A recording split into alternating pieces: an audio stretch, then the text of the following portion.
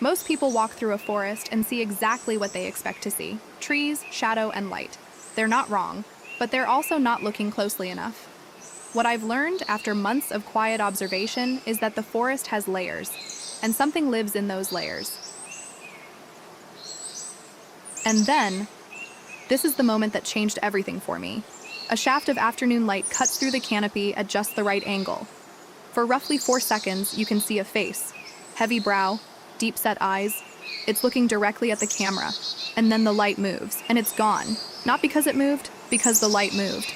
That is the mechanism. That is how they do it.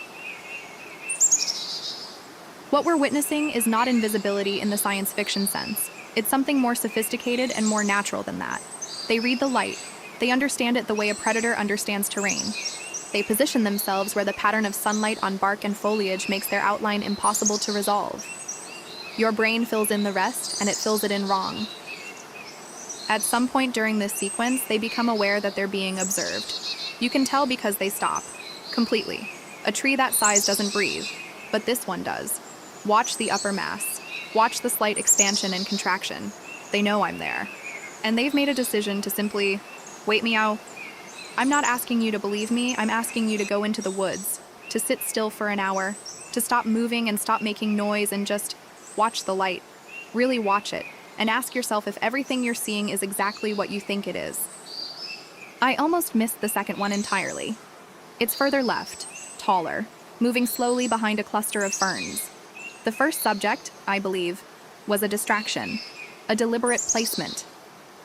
While my attention was on the first shape, the second had already moved into position. Once I knew what I was looking for, the wrong shadow, the shape that doesn't move with the wind, the outline that your eye skips over because your brain doesn't have a category for it, I started seeing them in places I never expected. A tree line behind a strip mall, a green belt behind a subdivision, a city park at noon on a Tuesday. They're not wilderness creatures hiding from civilization. They're coexisting with it, right next to it, in the light, hiding in plain sight. I'm not a biologist. I want to say that clearly. But I've spent the last 8 months reading everything I could find about adaptive coloration, disruptive patterning, and what researchers call background matching.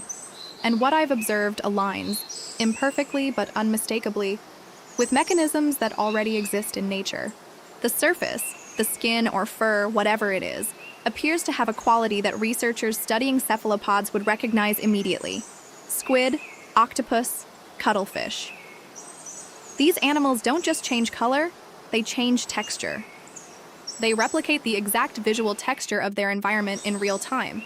The mechanism in cephalopods involves chromatophores, pigment cells, controlled by the nervous system at extraordinary speed. The question I keep coming back to is, how long have they been doing this? Not just in this forest, everywhere.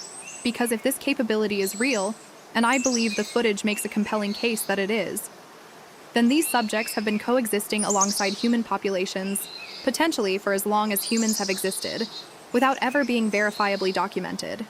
There's a particular feeling that sets in around month 4 or 5 of this kind of focused observation, a feeling I've since spoken to others about, people who've had similar experiences and gone similarly deep.